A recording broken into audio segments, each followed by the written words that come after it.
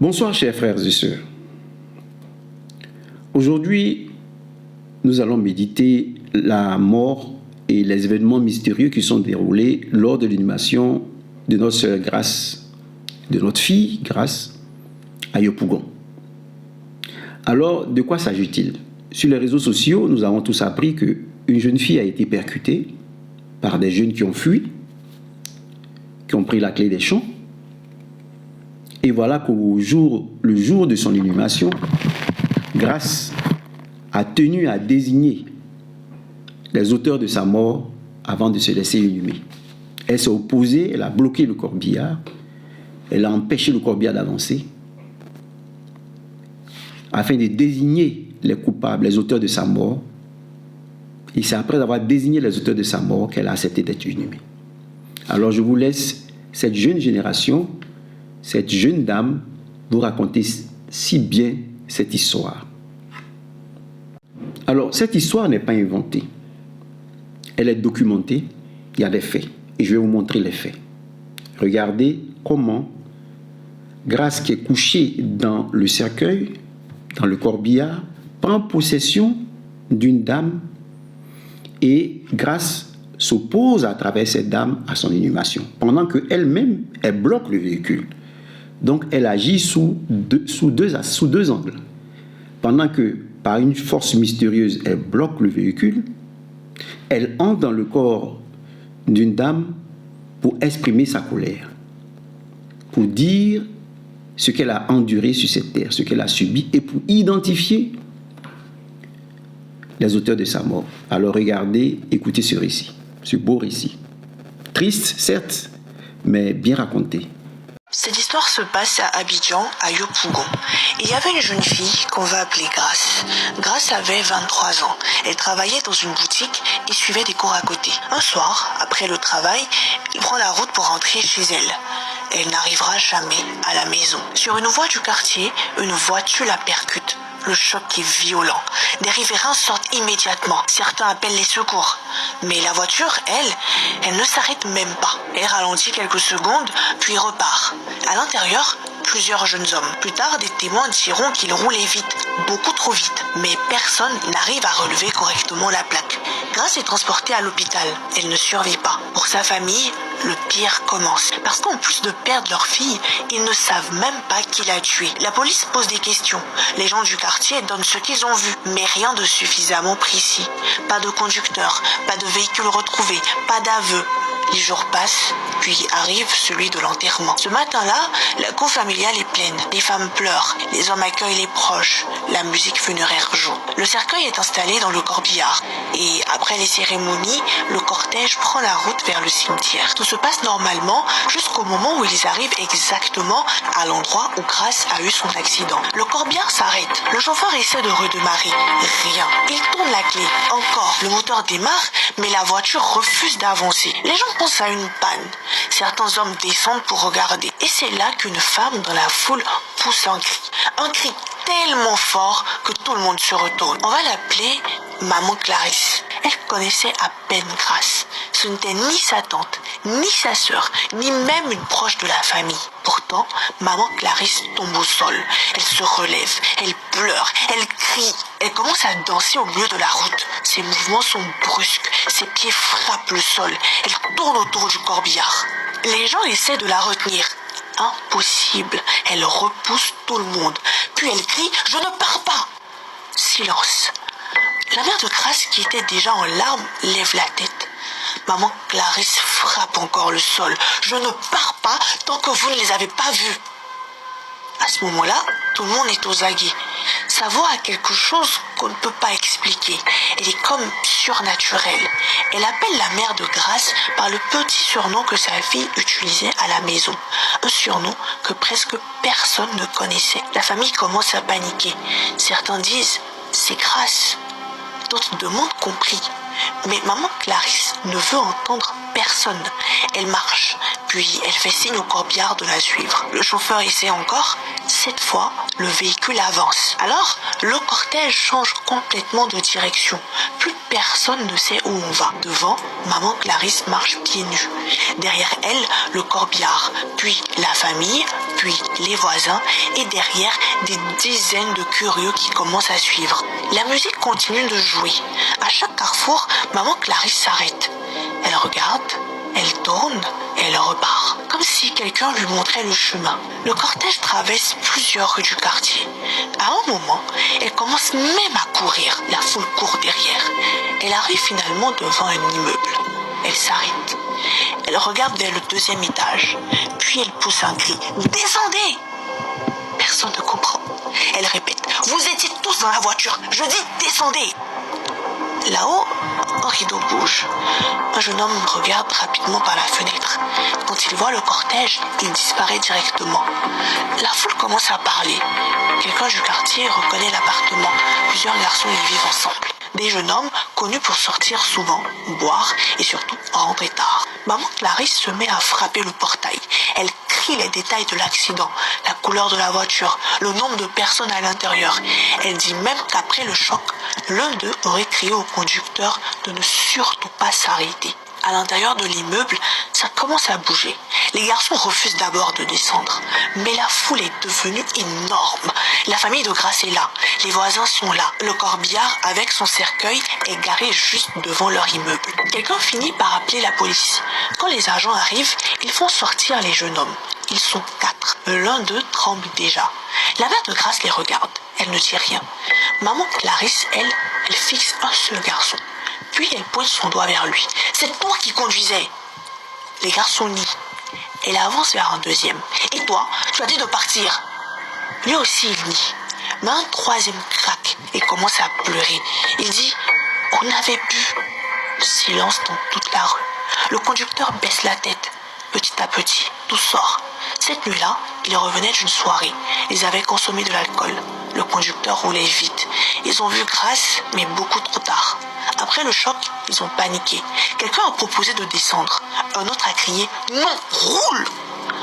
Alors, ils sont partis. Ils avaient même caché la voiture quelques jours chez une connaissance avant de la faire réparer. La police les emmène. Maman Clarisse ne bouge toujours pas. Elle regarde seulement le véhicule partir. Puis, elle se retourne vers le corbillard. Elle marche jusqu'au cercueil, pose les deux mains dessus et elle commence à pleurer. Cette fois, doucement.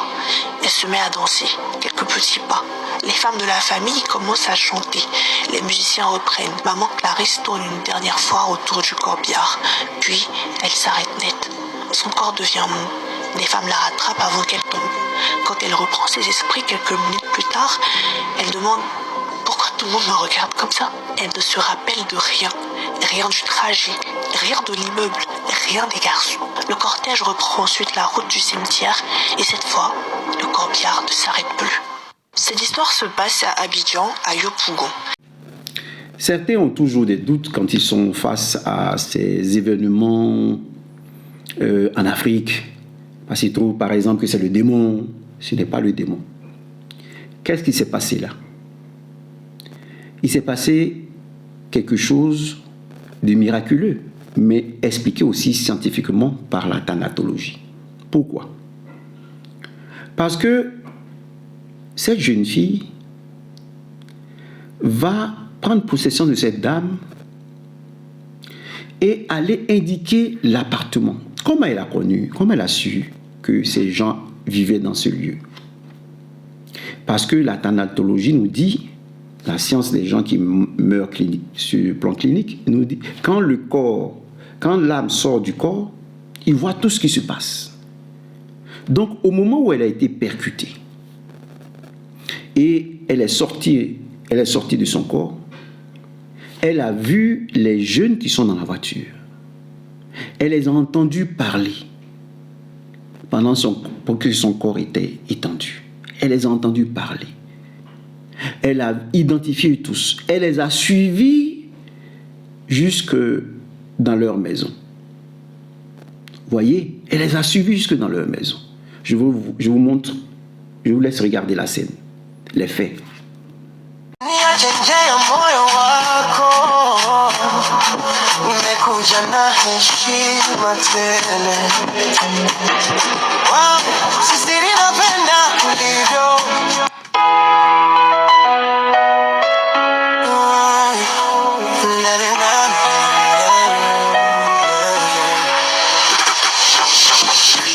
Nipe mimi utasahau yote. Ulipisha jamani, nipo hapa. Usiniache nje ya moyo wako, nimekuja na heshima tele. Wow, sisi ninapenda ulivyo.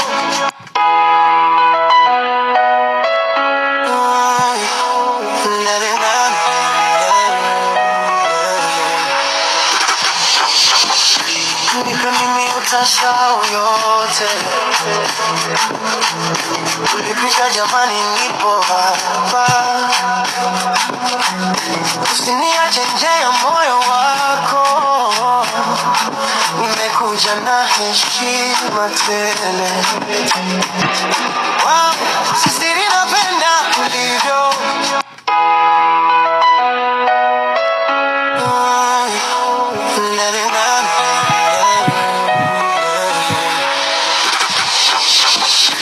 Nipe mimi utasahau yote. Ulipisha jamani, nipo hapa. Usiniache nje ya moyo wako, nimekuja na heshima tele. Wow, sisi ninapenda ulivyo. Utasahau yote. Ulipisha jamani, nipo hapa. Usiniache nje ya moyo wako, nimekuja na heshima tele. Wow, sisi ninapenda ulivyo. Usiniache nje ya moyo wako, nimekuja na heshima tele. Wow, sisi ninapenda. Usiniache nje ya moyo wako, nimekuja na heshima tele. Wow, sisi ninapenda ulipo hapa. Usiniache nje ya moyo wako, nimekuja na heshima tele. Wow, sisi ninapenda. Donc, tous les morts cliniques nous expliquent qu'ils quittent leur corps. Ils quittent leur corps, ils voient ce qui se passe sur leur corps. Eh bien, c'est ce qui va permettre à Grâce d'identifier le lieu où ils sont et d'accompagner les personnes là-bas. Mais la chose que vous devez comprendre à travers la possession de la... Est-ce que c'est bien Grâce qui est dans le corps de la dame? Oui, c'est bel et bien Grâce qui est dans le corps de la dame. Vous allez voir comment Grâce dansait et comment dans la vie réelle elle dansait, pour comprendre que c'est Grâce qui a pris possession de cette femme. Regardez.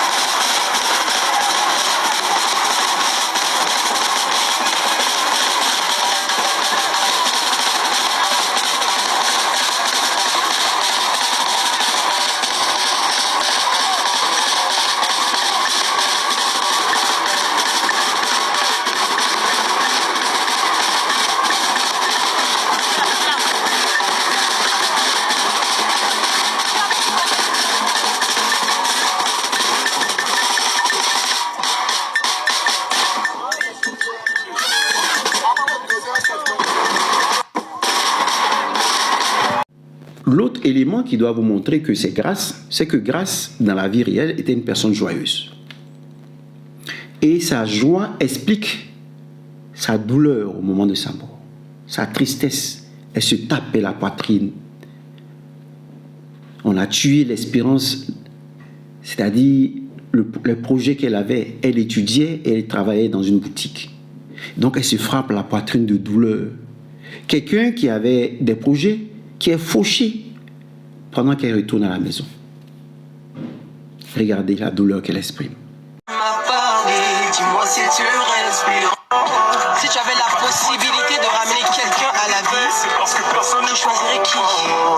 On s'était promis bad boy for life. Aide-moi à rester fort. Toute la nuit tu m'as parlé. Dis-moi si tu respires.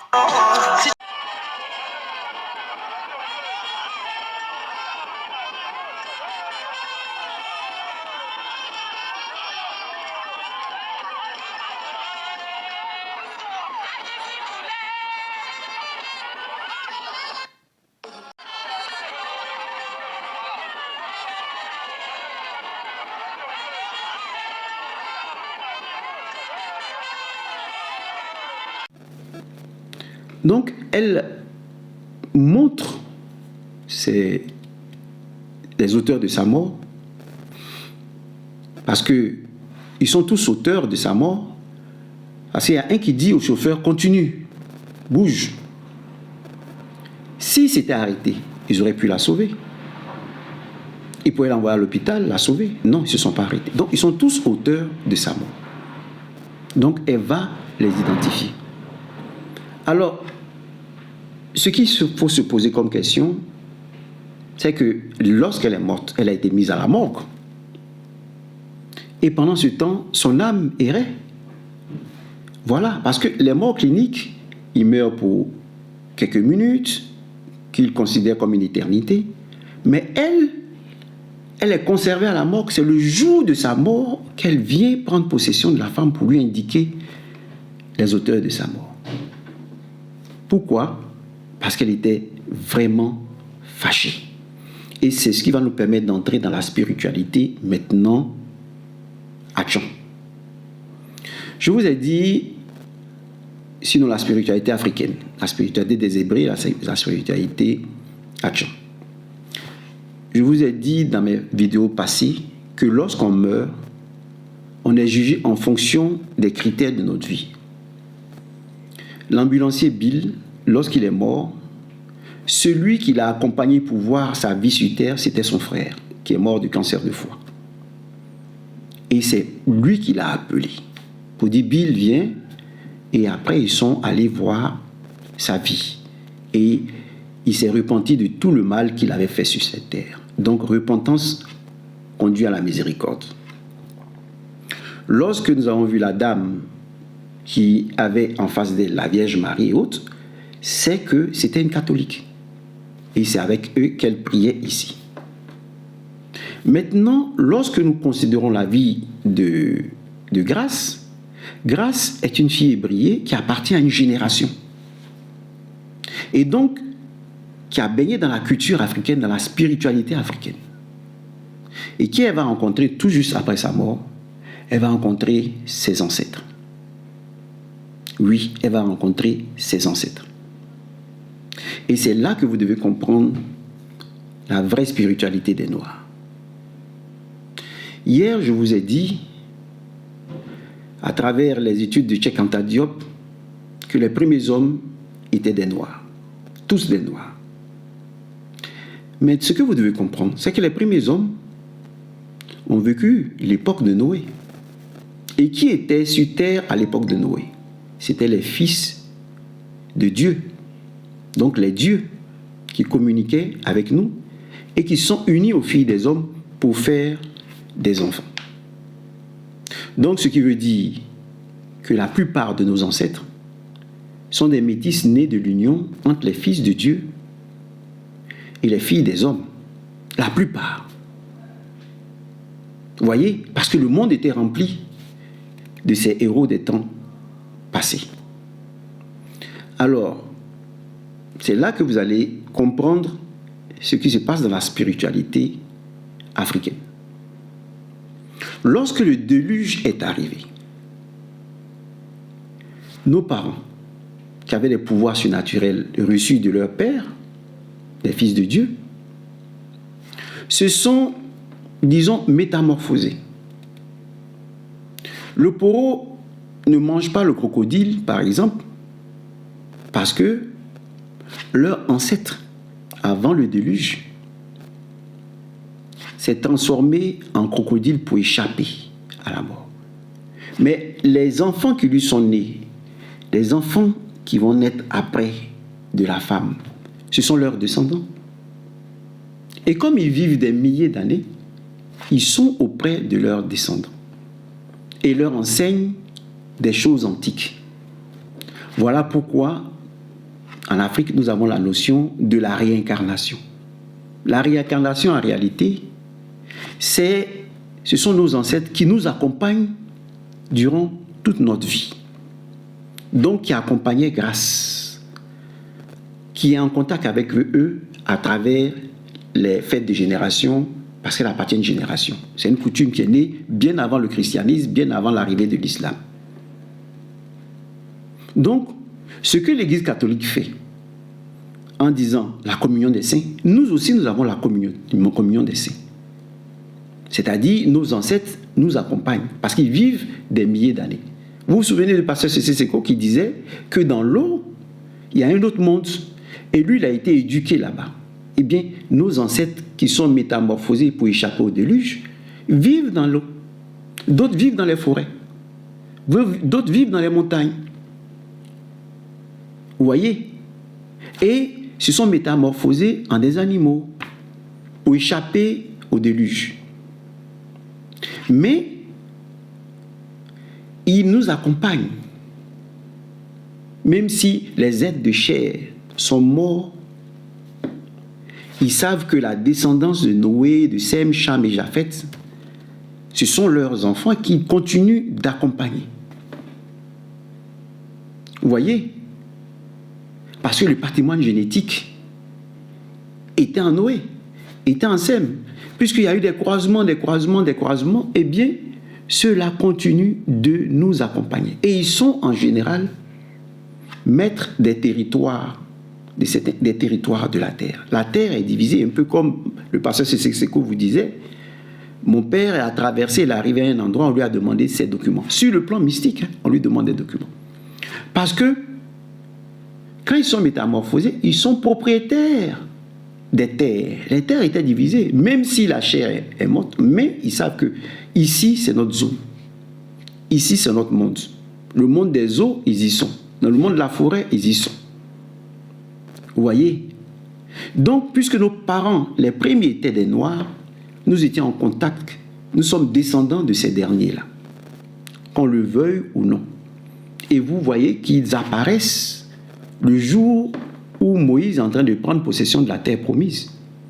Ce sont des géants qui trouvent là. Pourquoi? Parce qu'eux, ils ont pu échapper. Ils sont devenus des hommes et ils ont continué de peupler la terre. Il y a eu Moïse, Sem, Cham, Japheth, mais ils avaient la possibilité de se métamorphoser pour devenir des animaux et pour se faire aussi hommes. Donc ils ont continué de vivre sur la terre. Voilà pourquoi ils occupaient la terre promise quand Moïse est allé combattre les géants de la terre promise. Vous voyez? Parce qu'ils avaient le pouvoir d'entrer dans le monde invisible et d'entrer dans le monde réel, matériel. Donc c'est ce que vous devez comprendre. Et donc ceux-là nous accompagnent. C'est ceux-là qui, à chaque naissance, nous accompagnent et nous avons l'impression qu'il y a une réincarnation. Ce n'est pas une réincarnation. C'est-à-dire, un groupe a accompagné grâce. Et donc, c'est eux qui sont aujourd'hui partout les maîtres de justice. Et que Jésus lui-même, quand il arrive, respecte. Parce qu'il dit, celui qui tue par l'épée meurt par l'épée. Mais avant d'aller déjà dans l'au-delà, pour être jugé devant les anges, nous sommes déjà jugés sur terre par la loi du talion. Vous comprenez? Et ce sont les ancêtres qui ont accompagné, disons, cette dame et grâce pour voir l'endroit, même après sa mort, même avec disons, être dans la glace et tout ça, mais son âme était toujours là avec eux. Et ils ont tenu à ce qu'elle les désigne. Si elle ne les désignait pas, et ça allait être plus dangereux pour eux. Parce qu'en les désignant, elle leur a concédé la grâce, comme son nom l'indique, la miséricorde. Ils vont subir leur châtiment ici et c'est passé. Mais si elle ne les avait pas désignés, les ancêtres qui ont accompagné Grâce et la femme à aller découvrir le lieu où ils sont, allaient se venger de ces derniers parce qu'ils ont pris leur fille, ils ont pris leur enfant. Vous voyez, c'est ce que vous devez comprendre. On va parler de ça dans d'autres vidéos, mais ce qui s'est passé avec Grâce montre la spiritualité africaine. Avant le Dieu de miséricorde, existait le Dieu de justice. Donc, avant, les Noirs étaient sous ces principes-là de l'épée. Donc, on n'avait pas besoin de prier, parce qu'on sait que si tu fais telle chose, tu vas subir telle chose. Donc, il y avait la crainte de Dieu en nous. Vous voyez, on était sous le Dieu de justice. Vous voyez, le chérubin qui se tient devant l'arbre de vie avec l'épée de justice, eh bien, c'est ce Dieu-là qui veillait sur nous, qui régissait tout. Avant que Dieu vienne maintenant à travers le grain semé. Mais au début, c'était le grain jeté, sorti de Dieu, qui veillait sur l'humanité entière. Vous voyez, il fallait respecter les lois, puisque Adam avait perdu la grâce du jardin d'Éden.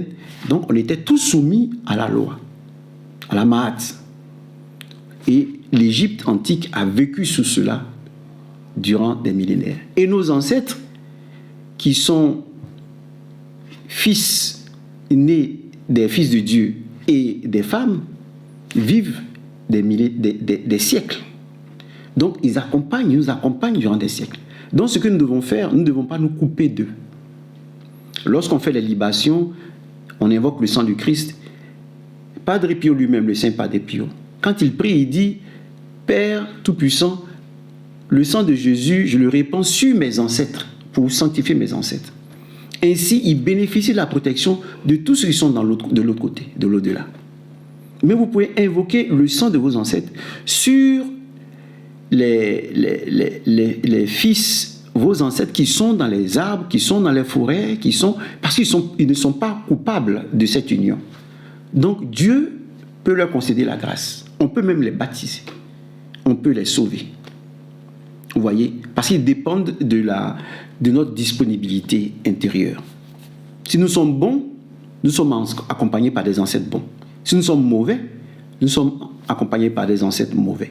Et nous faisons de mauvaises choses. C'est ce que les musulmans appellent en général les djinns. Ce sont nos ancêtres. Voilà. Donc certains se disent, mais pourquoi chez les Arabes on ne voit pas ça, chez les Européens on ne voit pas ça? Parce que les premiers habitants de la terre étaient des Noirs et ils vivaient avec les dieux, les fils de Dieu, qui sont leurs ancêtres. Et ces ancêtres-là continuent de nous accompagner. Ils vivent dans des territoires, sur des territoires où la chair a été éliminée, mais c'est leur territoire. Et ils sont devenus, après, des hommes pour peupler la terre. Ce n'est pas seulement les enfants de Noé qui ont peuplé la terre. Parce que vous voyez qu'à la terre promise, il y avait des géants. Parce que ceux-là qui sont métamorphosés sont revenus après sur terre pour continuer de vivre sur terre. Voilà. Donc voilà ce que j'avais à vous dire concernant la mort de Grâce, qui nous fait entrer dans le mystère de la spiritualité Achan et la spiritualité africaine. Nous ne devons pas nous tailler de nos ancêtres. Nous devons invoquer le sang de Jésus sur nos ancêtres, afin que viennent à nous des ancêtres bons et non des ancêtres mauvais. Mais c'est eux, tous ces ancêtres-là, ce sont eux qui sont, disons, les maîtres, les détenteurs de la justice, de la loi du talion.